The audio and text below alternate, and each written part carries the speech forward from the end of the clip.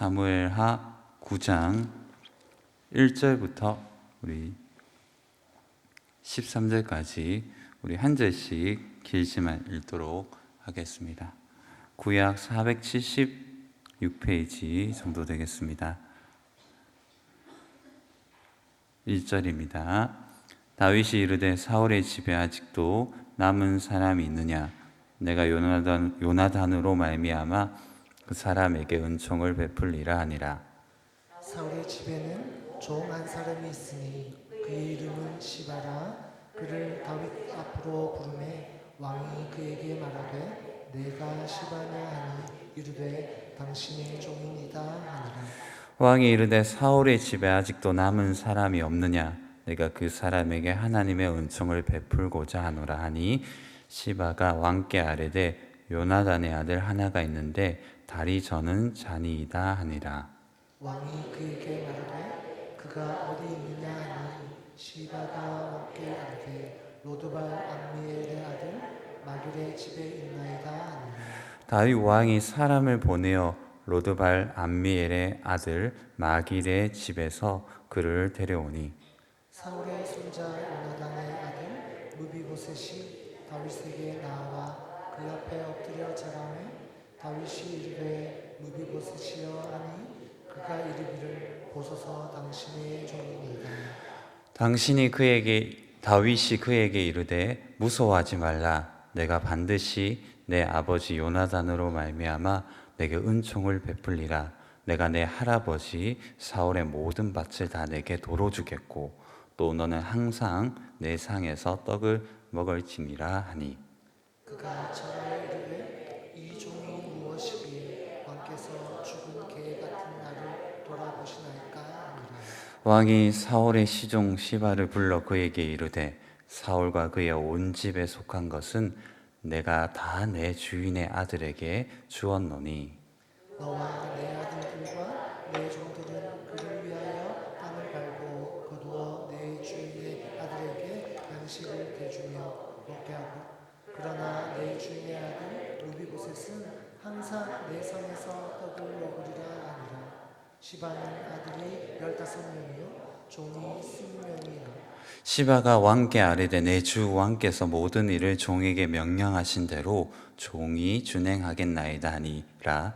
무비보셋은 왕자 중 하나처럼 왕의 상에서 먹으니라. 무비보셋에게 어린 아들 하나가 있으니 이름은 미가더라. 시바의 집에 사는 자마다 무비보셋의 종이 되니라. 같이 읽겠습니다. 무비보셋이 항상 왕의 상에서 먹으므로 예루살렘에 사는 그는 두 발을 다 절려라. 아멘. 오늘 금요기도에 나오신 모든 남북의 성도님들을 환영하고 축복합니다. 우리 앞뒤 좌우로 인사하도록 하겠습니다. 잘 오셨습니다. 만나서 반갑습니다. 네.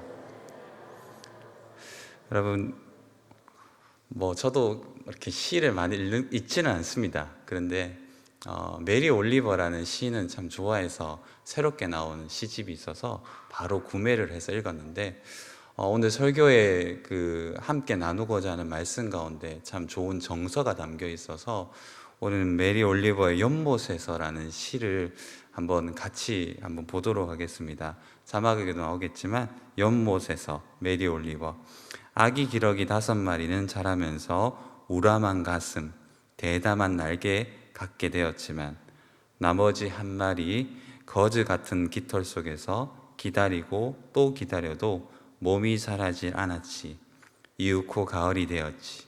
그리고 내가 세상을 받아들이는 방식, 훨훨 날아간 그 5마리 새끼와 두 부모에 대해선 기뻐하고 남아야만 했던 날개 없는 한 마리는 가슴에 품어주었지.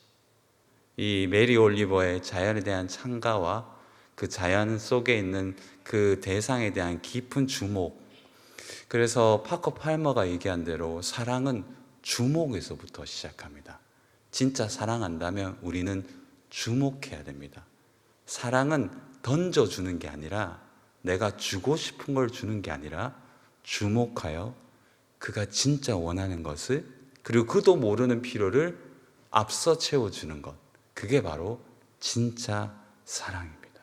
메리 올리버는 이 잃어버린 버려진 이 새 한 마리를 품에 안으면서 세상을 살아가는 방식에 대해서 시적으로 표현을 했죠. 오늘 저는 여러분들과 나누고 싶은 말씀이 참 동화 같은 이야기를 한번 나누어 보고 싶습니다. 꼭 한 번은 들어야 하는 되게 신비롭고 이상적이고 또 현실적이고 아름다운 이야기, 뜬구름 잡는 이야기가 아니라 동화 같은 이야기인데 현실에서 이루어졌고 진리 안에서 우리에게 드려진 이야기. 이 이야기는 다윗과 요나단의 네버엔딩 스토리, 끝나지 않는 사랑의 스토리입니다. 다윗과 요나단의 끝나지 않는 사랑의 스토리, 그리고 그 끝나지 않는 사랑의 결정체가 담긴 이야기가 오늘 본문의 이야기입니다. 다윗은 인생의 정점에서 가장 최고의 순간, 사랑의 이름, 그리고 기억해야 될 이름, 잊을 수 없는 그 이름을 기억합니다. 여러분, 다윗은 성전을 지을 수는 없었지만 언약궤를 모시고 모든 세상에 그가 가지고 있는 세상에서의 전쟁에서 승리하고 샬롬, 예루살렘을 실제로 샬롬의 도성으로 만들고자 하는 굳건한 의지 속에서 최고의 정점에서 그는 기억해야 할 이름을 기억합니다. 그 이름이 뭐냐 하면 요나단입니다. 여러분, 다윗에게 요나단은 하나님의 사랑을 발견하게 해준 사람입니다. 세상이 줄 수 없는 하나님의 비현실적인 사랑에 현실화합니다. 하나님의 언약적 사랑을 현실적으로 경험하게 해준 사랑의 주인공이 요나단입니다. 이 문장 안에 다윗의 깊이 있는 신앙의 고백이 열겨되어 있습니다. 다윗에게 요나단은 하나님의 사랑을 발견하게 해준 사람이고 세상이 줄 수 없는 비현실적인 사랑의 현실화입니다. 하나님의 언약적 사랑이 문맥에서 흐르는 것이 아니라 그 인생 자체에서 지속적으로 흐르게 한 사랑의 주인공으로 다가왔던 그 이름, 바로 요나단입니다. 더불어 요나단은 그에게 가장 큰 고통과 상처의 광야, 이 빈들, 수십 년 동안 벌레보다 못한 존재로 유리걸식해야 되는 그 광야에서 끝없는 절망의 구름통이 속에서도 존재의 파괴나 원수를 죽이고자 하는 원수의 비장한 원수 맺음과 시린 상처에 함몰되지 않고 그 속에서 일어나 희망을 부를 수 있는 이름으로 만들어준 그 이름이 누구냐 하면 요나단입니다. 요나단이 없었으면 다윗은 짐 에드먼즈의 얘기대로 내면의 사울 때문에 똑같은 사울이 되었을 겁니다.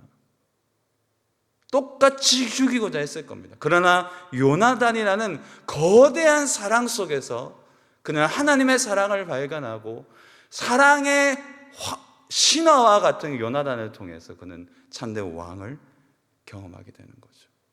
바로 그 요나단과 살아생전에 맹세한 그 언약, 여러분들 너무나 잘 아는 내용이기 때문에 그 스토리라인의 성경 구절을 읽지 않겠지만 다윗과 요나단이 맺었던 그 맹세와 언약 가운데 그 사랑의 약속을 지키기 위해서 그는 그의 아들을 찾습니다.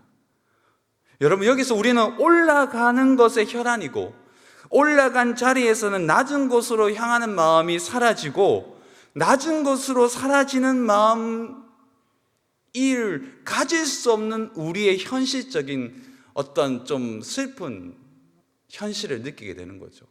우리 모두는 올라가기는 원합니다. 다윗처럼 왕이 되기를 원하고 어떤 시절 모른다고 개구리 올챙이 시절 모른다고 우리는 응답받기 위해서는 간절히 원하고 뭔가 이렇게 거대한 존재가 되기를 원하지만 그곳에 있는 그 순간 그 자리가 어떤 우리의 인생에서의 의미와 가치가 있고 하나님이 왜 그곳에 우리를 세웠는지에 대해서는 잘 묻지 않아요. 우리가 건강하고 재물이 있고 우리 자자손손 잘 되고 우리가 어떤 직분을 맡겼을 때 우리는 거기에 대한 가치와 의미를 물어보지 않고 그곳을 향하여는 살지만 그 향한 그 존재와 목적의 가치를 부합하는 존재로서 그곳에 서는 것에 대해서는 묻지 않습니다. 다윗은 인생의 정점에서 찾습니다. 자신의 왕이 된 이유를. 그러나 다윗은 그 왕이 된 이유를 찾죠. 그것을 다르게 표현하면 그는 사랑을 찾습니다. 요나단을 사랑했던 마음, 그가 받았던 사랑, 그것이 다윗을 다윗되게 한 겁니다. 여러분, 왜 하나님이 다윗을 사랑하셨을까요? 간음죄, 살인죄, 수많은 죄를 범했는데 왜 하나님은 다윗만 감싸도는 걸까요? 우리도 다윗처럼 되고 싶잖아요. 사실은 그렇잖아요. 우리는 다윗보다 낫잖아요, 어떤 면에서는. 그런데 다윗은 우리하고 좀 다른 게 하나 있습니다. 그것은 다윗은 하나님의 마음에 합한 자라는 이름을 가진 이 다윗은 영원히 변하지 않는 본성을 뛰어넘는, 좀 멋있게 표현하면 존재의 그 향연이 있어요. 그것이 뭐냐 하면 사랑의 깊이예요. 그 사랑의 깊이는 그가 사랑을 막 했다는 그 깊이가 아닙니다. 여러분, 다윗을 연구해 보면 다윗의 그 요나단을 향한 사랑과 하나님에 대한 그 지평을 넓은 헌신과 어마어마한 지혜와 시편의 찬가들은 그가 참 사랑을 받은 깊이에서 태어났다는 겁니다. 같이 한번 따라해 볼까요? 깊이 있는 사랑에, 그는 깊이 있는 사랑을 경험한 사랑이에요. 누구로부터요? 하나님께로부터. 여러분, 인간 이상의 사랑과 인간 이상의 성화와 인간 이상의 헌신과 인간 이상의 아름다움을 펼치는 그 순간은 언젠가 하면 우리가 미친 듯이 어떤 목적을 향하여 희생할 때가 아닙니다. 반대로 우리가 받은 그 사랑이 무한하고 아름답고 가치 있고 의미 있을 때 그 사랑은 영혼에 새겨져서 그 사랑은 결국 끝까지 그를 사랑하게끔 만든다는 것을 믿으시기를 주님의 이름으로 부탁합니다. 여러분, 본문에서 다윗은 헷세드의 사랑을 베풀기 위해 요나단을 찾습니다. 영원히 잊을 수 없는 그 요나단의 이름을 가지고 있다가 자신이 평안하게 된 후에 요나단을 찾습니다. 요나단은 죽었죠. 찾을 수 없죠. 천국에서 만날 수밖에 없으니까. 그러나 9장 1절에 보면 아직도 사울의 집에 남은 자가 있느냐? 그는 무한한 자비로운 사랑, 은총, 헷세드의 사랑을 베풀기 위해서 사울의 집에 남은 사람을 찾습니다. 오늘 9장 1절에 나온 은총이란 단어가, 그리고 9장 전체에서 몇 번이나 반복되는 은총, 사랑이라는 단어는 우리가 너무나 잘 아는 히브리어로 헷세드입니다. 무한한 자비로 가치 없는 자에게 퍼부어 주시는 한량없는 사랑, 가치와 의미를 매길 수 없는, 갚을 수 없는 그 사랑의 극치, 받는 사람이 그 사랑을 되갚기 어렵기 때문에 궁극적으로 영원히 가슴에 새겨야 할 사랑, 그게 바로 히브리어로 헷세드입니다. 그 사랑을 베풀기 위해서 4번이나 요나단의 이름을 거론해요, 9장에 보면. 그리고 헷세드의 사랑과 인내를 3번이나 반복하면서 확증하고 확증합니다. 오늘 우리는 그 사랑을 받은 사람에 집중할 필요가 있습니다. 2발이 다 절름발이었습니다. 유모가, 여러분 상상하시면 됩니다. 성경을 읽으시면 되니까.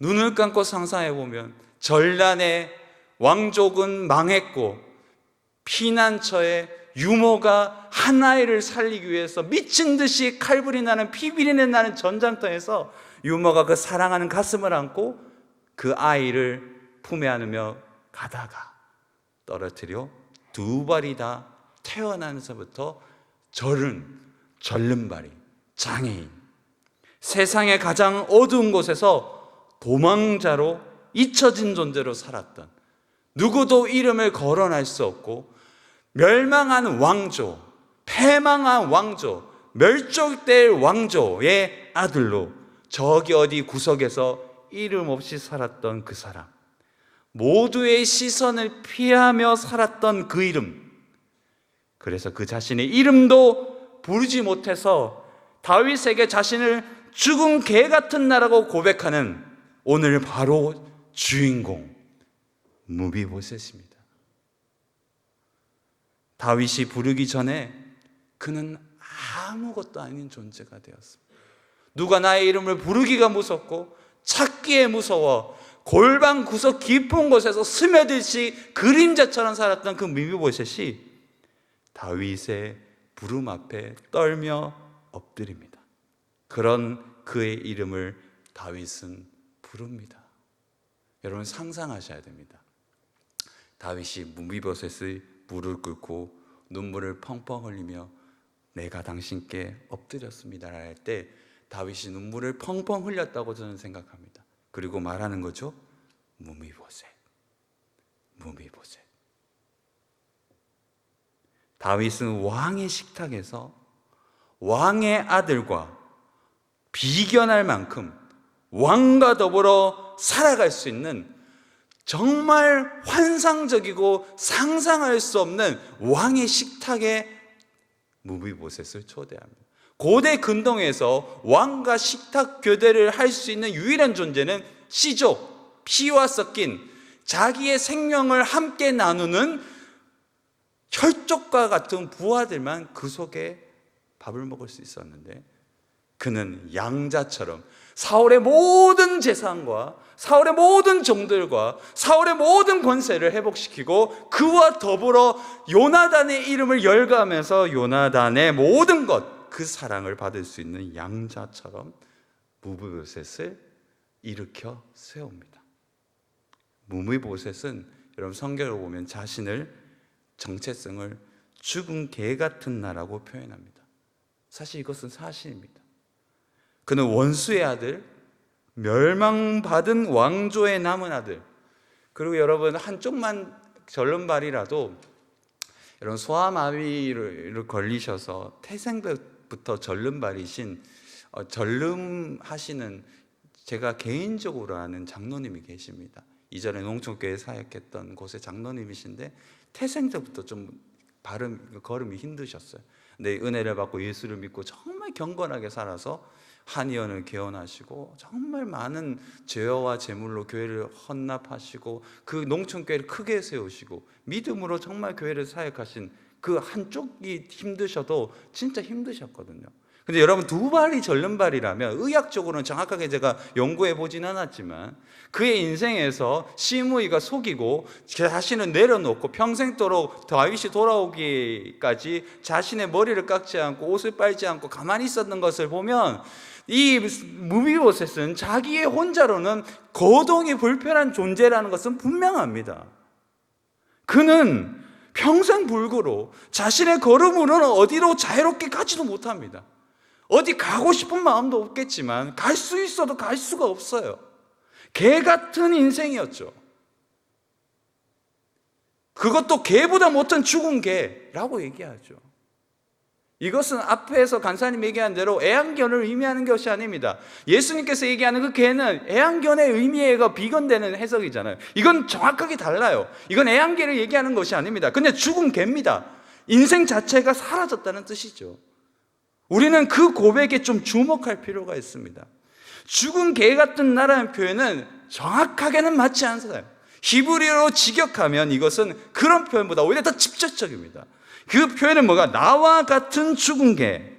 이것은 히브리어 어구와 명사적인 직역법으로 보면 처음부터 그는 사람이 아니었다는 고백입니다. 나와 같은 죽은 개는 죽은 개 같은 내가 아니에요. 히브리어식으로 표현하면 나와 같은 죽은 개는 나는 시각도부터 사람이 아니었다는 뜻이에요. 무비보셋이 다윗에게 나는 나와 같은 죽은 개라는 표현은 내가 얼마나 인생을 힘들게 살았다는 그런 표현이 아니에요. 그가 진짜로 사람이 아니라 죽은 개로 살았다는 겁니다. 이것을 봐야 돼요. 성경이 왜 이런 표현을 넣었을까라는 걸 봐야 됩니다. 무미보셋은 사람으로 못 살았습니다. 죽은 개였어요.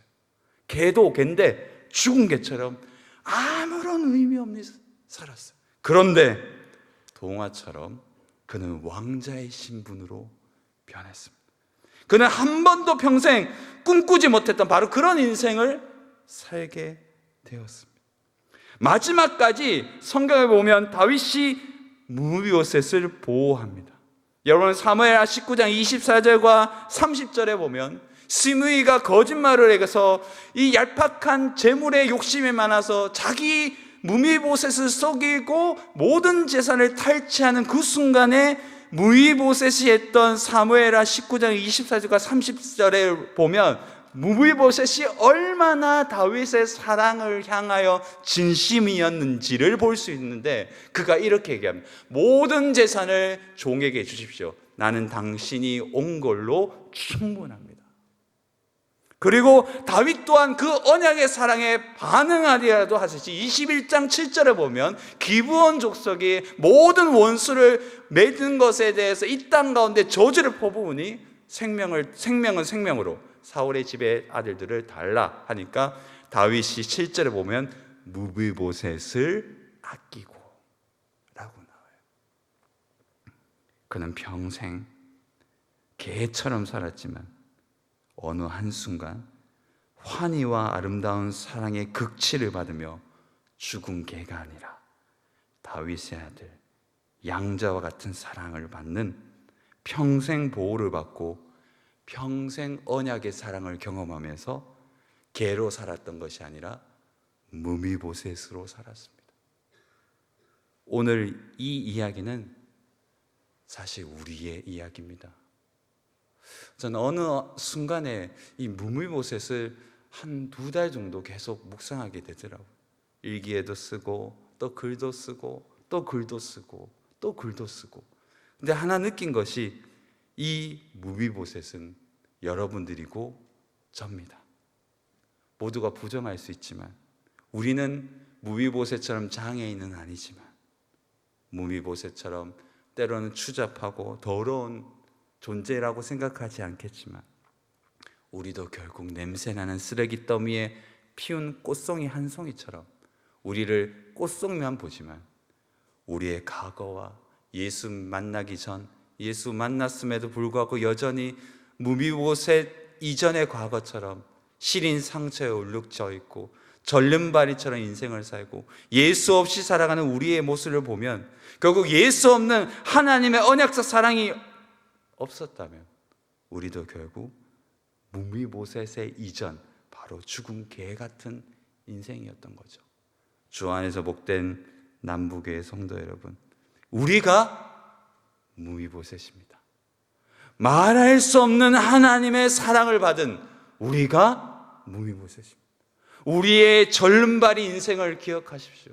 우리가 예수 믿지 않았던 그리고 예수 믿고도 여전히 범죄하고 하나님의 은혜 아래 없는 이 순간 그 속에서도 여전히 우리를 사랑하시는 하나님의 언약의 사랑, 헤세드의 사랑을 기억하십시오. 우리가 무비보셋입니다. 우리는 평생 무비보셋으로 살아가야 될 겁니다. 우리의 평생 무비보셋 같은 절름발이 인생이더라도 하나님 앞에서 하나님의 사랑으로 우리가 깊이 하나님께 모든 것을 토로하면 우리의 인생의 모든 절름발이와 우리의 모든 인생의 더럽고 추잡하고 난잡한 삶의 모든 어려움, 특별히 기도 제목, 우리의 많은 삶의 처소 곳곳에 있는 어둠과 그늘과 모든 것들은 다윗이 한 번 부르고 무비보셋을 왕의 자녀처럼 여기게 한 것처럼 우리 주님이 부르시면, 우리의 이름을 부르시면 우리는 죽은 개가 아니라 무비보셋이 될 줄 믿습니다. 우리를 부르신 하나님께 죽은 개로 살지 마시고 무비보셋으로 사십시오. 우리의 어떤 과거도 우리의 어떤 고통도 우리를 무비보셋으로 만들 수 없습니다. 우리의 어떤 삶의 지평도 우리를 계속해서 죽은 개라고 여기겠지만 세상은 우리가 주님 앞에 나오면 우리는 죽은 개가 아니라 무비보셋입니다. 저는 제가 무미보색 같다는 생각이 들었습니다.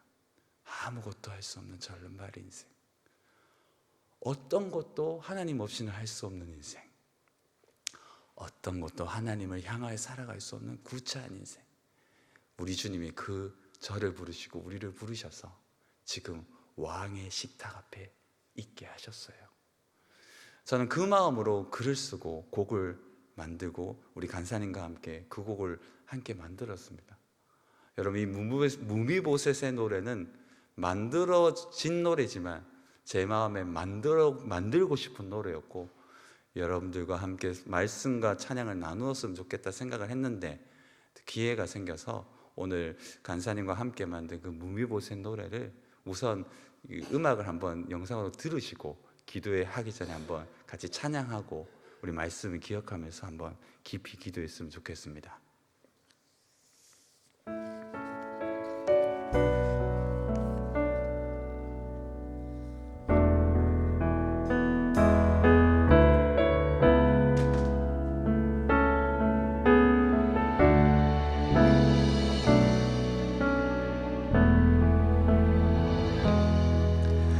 널 향한 내 사랑이 내 마음 아프게 한다.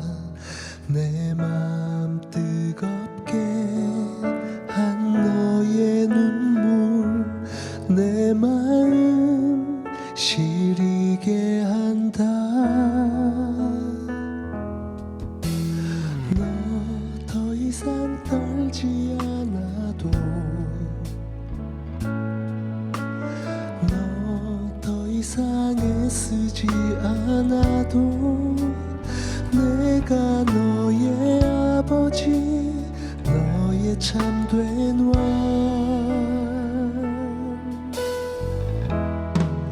너는 두려워 말라. 너는 놀라지 말라. 내가 너를 지키고 너와 함께 하리니. 너는 두려워 말라. 너는 놀라지 말라.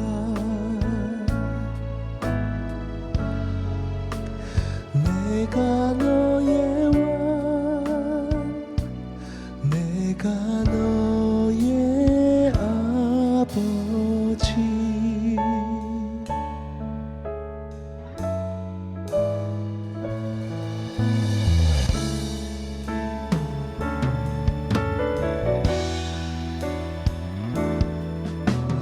너 더 이상 숨지 않아도, 너 더 이상 울지 않아도 내가 너의 아버지, 너의 참된 왕.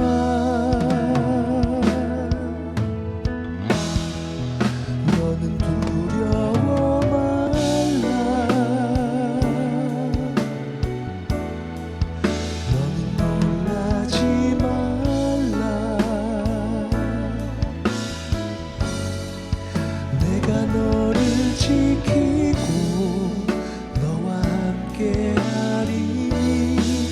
너는 두려워 말라. 너는 놀라지 말라.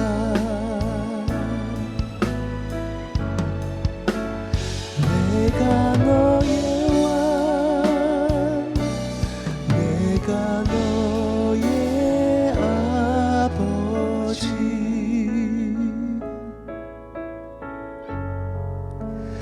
내가 너의 왕, 내가 너의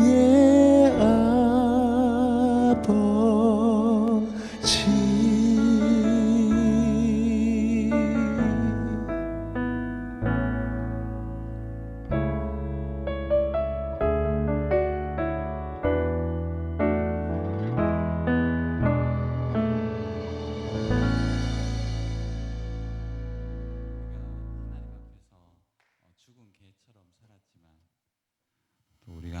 앞에서 주를 만나면 언제나 무비보셋이 될 수 있다고 생각합니다.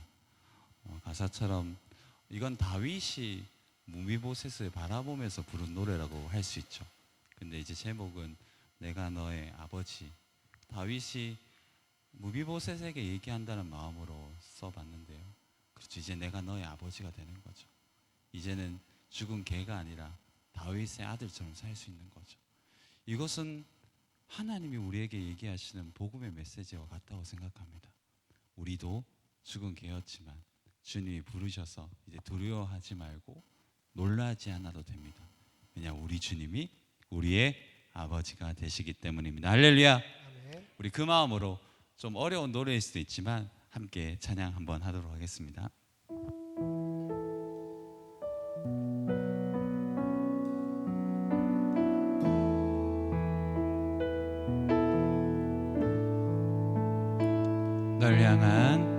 널 향한 내 사랑이 내 마음 아프게 한다. 내 맘 뜨겁게 한 너의 눈물 내 마음 시리게 한다. 다시 한번 찬양합니다. 널 향한 내 사랑이 널 향한 내 사랑이 내 마음 아프게 한다. 내 맘 뜨겁게 한 너의 눈물 내 마음 시리게 한다. 너 더 이상